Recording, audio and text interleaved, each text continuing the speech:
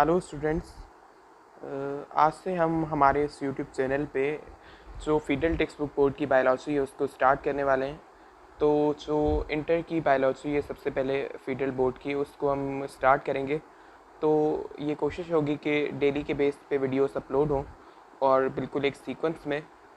तो हम स्टार्ट करने वाले हैं जो चैप्टर है होम्योस्टेसिस वाला, उससे स्टार्ट करने वाले हैं फीडल टेक्स्ट बुक बोर्ड से।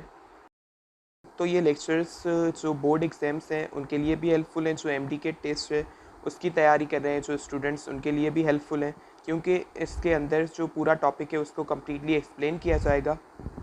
तो आइए स्टार्ट करते हैं। तो आज हम पढ़ने वाले हैं कि होम्योस्टेसिस होता क्या है, होम्योस्टेसिस का मतलब क्या होता है। तो लेक्चर को शुरू करने से पहले आपको ये कहना चाहूँगा कि ये जो लेक्चर्स हैं ये आपके लिए हेल्पफुल है, तो आप अपने दोस्तों के साथ भी इनको शेयर किया कीजिए ताकि सबको इसका फ़ायदा मिले। और इस लेक्चर से रिलेटेड आपका फ़ीडबैक कमेंट्स में ज़रूर शेयर कीजिए। आपका कोई क्वेश्चन हो तो वो भी आप कमेंट में पूछ सकते हैं। तो सबसे पहले हमें ये समझना होगा कि होम्योस्टेसिस का मतलब क्या होता है। तो देखिए, होम्योस्टेसिस को समझने से पहले आपको दो चीज़ों का पता होना चाहिए कि एक्सटर्नल एनवायरनमेंट क्या होता है, दूसरा इंटरनल एनवायरनमेंट क्या होता है। जब आपको पता होगा एक्सटर्नल एनवायरनमेंट क्या होता है और इंटरनल एनवायरनमेंट क्या होता है तो आप होम्योस्टेसिस को फिर इजीली समझ सकेंगे।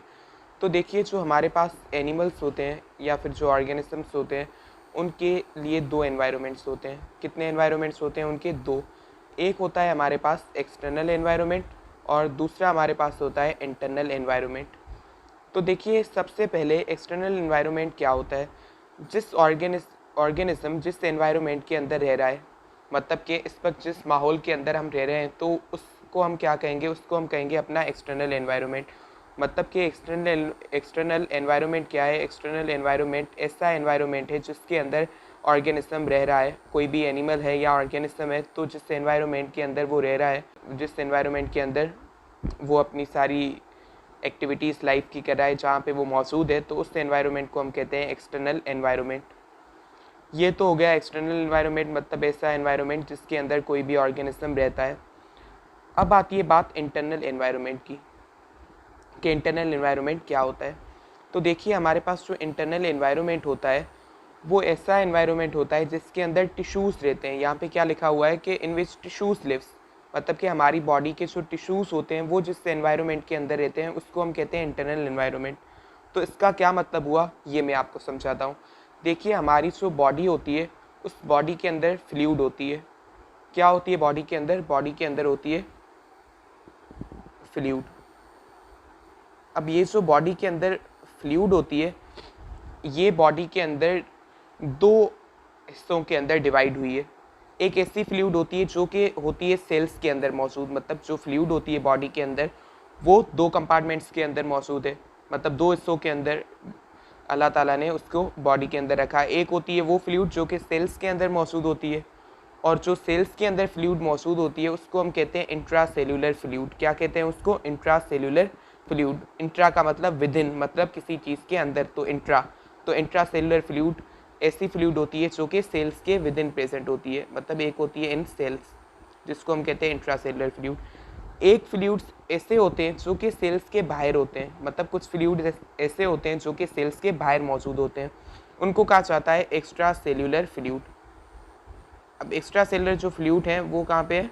वो है आउटसाइड द सेल्स, सेल्स के आउटसाइड।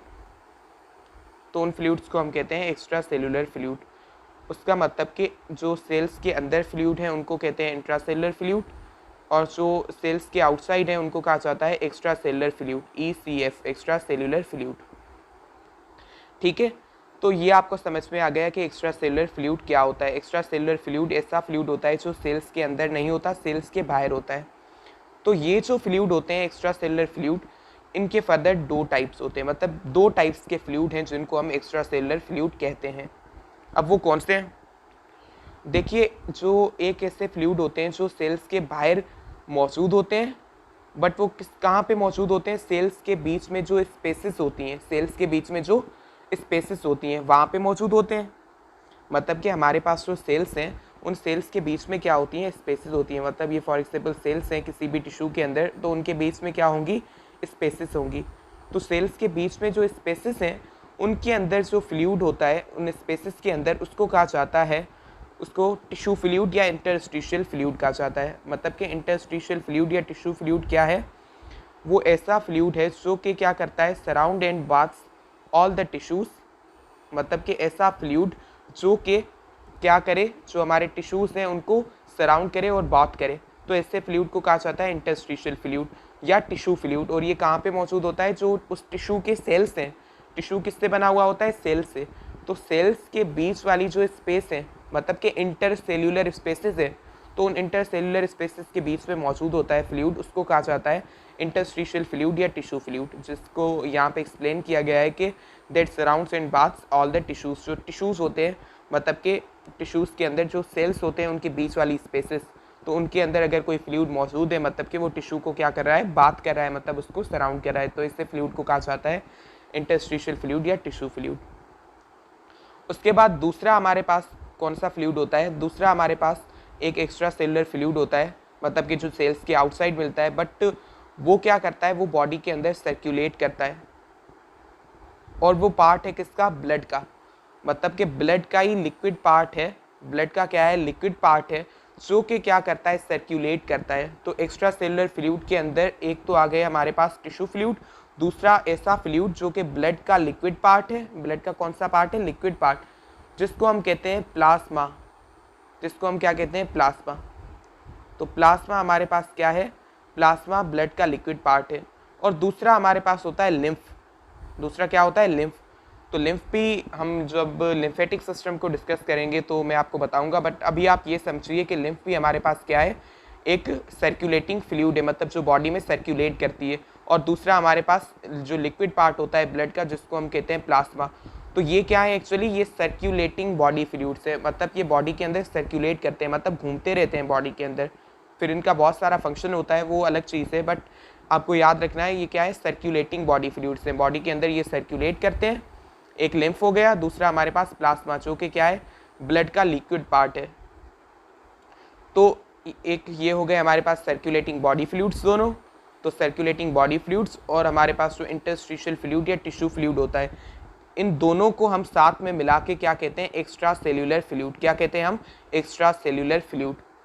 तो ये जो हमारे पास एक्स्ट्रा सेलुलर फ्लूइड होता है, मतलब ऐसा फ्लूइड जो कि सेल्स के बाहर मौजूद है, जिसके अंदर एक तो प्लाज्मा और लिम्फ आ गए जो कि सर्कुलेटिंग बॉडी फ्लूइड्स हैं, और दूसरा जो टिश्यू स्पेसेस होती हैं, इंटरसेल्यूलर स्पेसेस, उसके अंदर फ्लूइड होता है जिसको कहते हैं इंटरस्टिशियल फ्लूइड या टिश्यू फ्लूइड। दूसरा ये फ्लूइड आ गया, जिन दोनों को मिला के हमने कहा एक्स्ट्रा सेलुलर फ्लूइड। तो ये जो हमारे पास एक्स्ट्रा सेलुलर फ्लूइड होता है, इसको हम क्या कहते हैं, उस एक्स्ट्रा सेलुलर फ्लूइड को हम कहते हैं बॉडी का इंटरनल एनवायरनमेंट। क्या कहते हैं, इंटरनल एनवायरनमेंट। मतलब कि हमारी बॉडी का जो इंटरनल एनवायरनमेंट है, वो हमारी बॉडी के अंदर जो सेल्स हैं उनके बाहर जो फ्लूइड मौजूद है, जो एक्स्ट्रा सेलुलर फ्लूइड मौजूद है, वो बनाती है।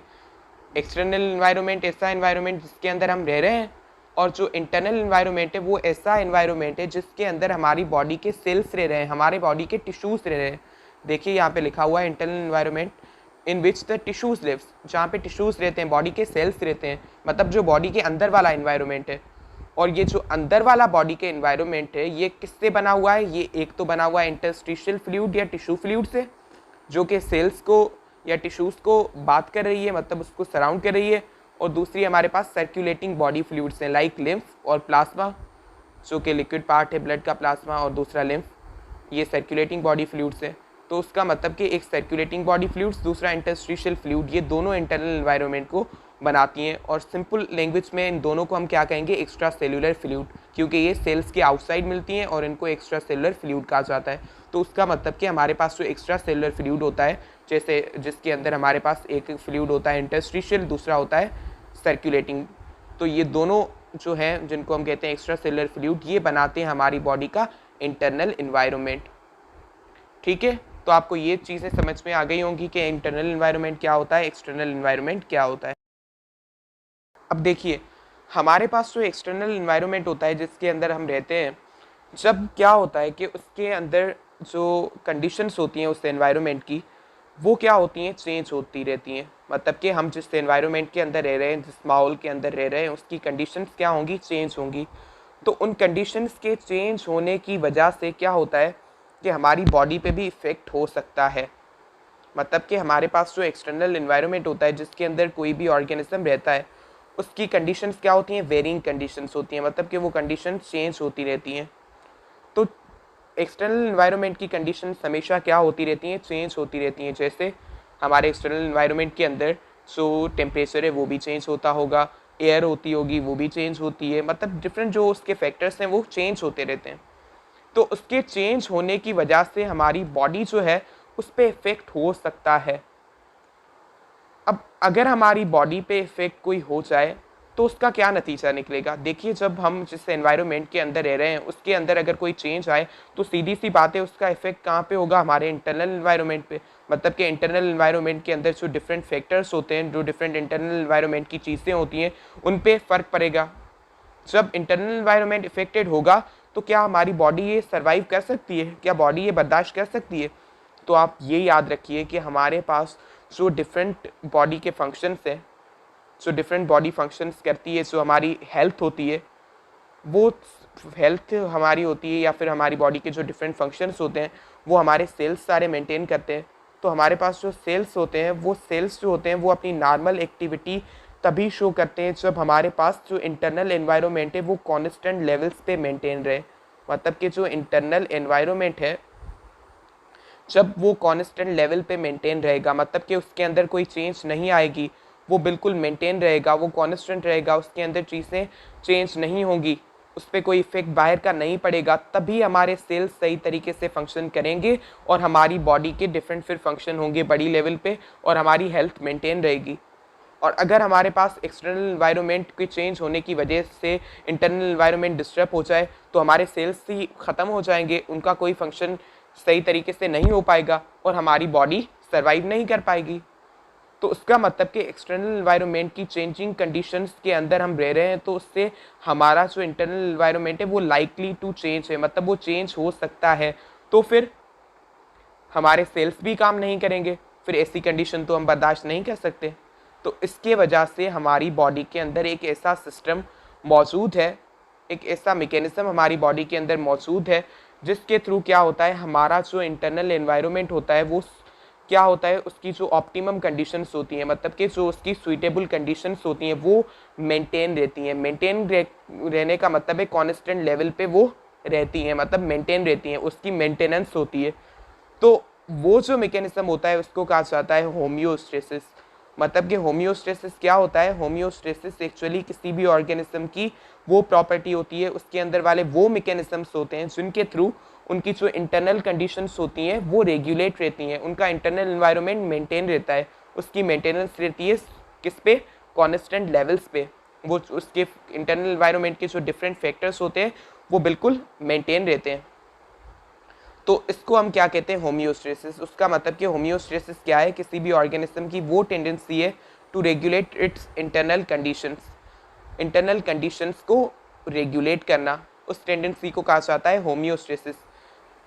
कौन सी वो condition, such as chemical composition of body fluids, जो बॉडी फ्लूइड्स है हमारे पास, जो हमारे पास एक्स्ट्रा सेलुलर फ्लूइड है जिसको हम कहते हैं इंटरनल एनवायरनमेंट, उसकी कंडीशंस मतलब उसकी केमिकल कंपोजिशन हो गई वो, या फिर दूसरे फैक्टर्स, ताकि क्या हो, हमारी हेल्थ और फंक्शनिंग मेंटेन रह सके।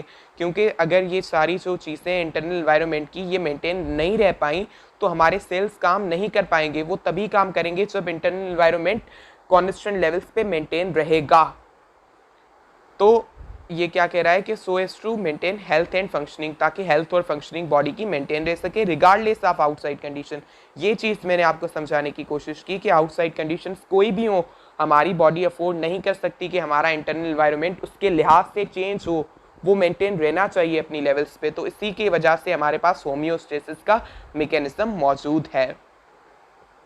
तो होम्योस्टेसिस की मदद से क्या होता है, हमारी जो इंटरनल एनवायरनमेंट होता है वो इंटरनल एनवायरनमेंट की जो सुइटेबल कंडीशंस होती हैं, मतलब कि उसकी जो ऑप्टिमल कंडीशंस होती हैं उसकी क्या, या फेवरेबल कंडीशंस होती हैं, मतलब कि जो होनी चाहिए उनकी क्या रहती है, मेंटेनेंस होती है। मेंटेनेंस का मतलब होता है वो कांस्टेंट लेवल पे मेंटेन रहती हैं। तो इंटरनल एनवायरनमेंट की कांस्टेंट कंडीशन को मेंटेन करने को कहा जाता है होम्योस्टेसिस। ठीक है। तो अभी इंटरनल एनवायरनमेंट के अंदर बहुत सारे फैक्टर्स होते हैं, जैसे कि वाटर की कंसंट्रेशन हो गई उस इंटरनल एनवायरनमेंट की, या फिर न्यूट्रिएंट्स की कंसंट्रेशन हो गई, इलेक्ट्रोलाइट्स की कंसंट्रेशन हो गई, गैसेस की कंसंट्रेशन हो गई, पीएच हो गई, टेम्परेचर हो गया, वॉल्यूम हो गया, प्रेशर हो गया, मतलब डिफरेंट चीज़ें होती हैं इंटरनल एनवायरनमेंट के फैक्टर्स के अंदर। मतलब इंटरनल एनवायरनमेंट के डिफरेंट फैक्टर्स होते हैं, तो उन फैक्टर्स को जो एक सुइटेबल वैल्यू होती है उसकी, उस पर मेंटेन करना, उसको उसी इंटरनल एनवायरनमेंट को उसी कंडीशंस पे मेंटेन रखना, उसको कहा जाता है होम्योस्टेसिस। तो अब आप समझ गए होंगे कि होम्योस्टेसिस क्या होता है। तो ये आज का हमारा लेक्चर था। जो नेक्स्ट लेक्चर होगा उसके अंदर हम बात करेंगे फीडबैक मैकेनिज्म्स के हवाले से, क्योंकि होम्योस्टेसिस जो होता है वो मेंटेन रखना फीडबैक मैकेनिज्म या सिस्टम का काम होता है, तो उसको हम सीखेंगे नेक्स्ट लेक्चर के अंदर। So thank you very much, आपसे नेक्स्ट लेक्चर के अंदर मुलाकात होगी।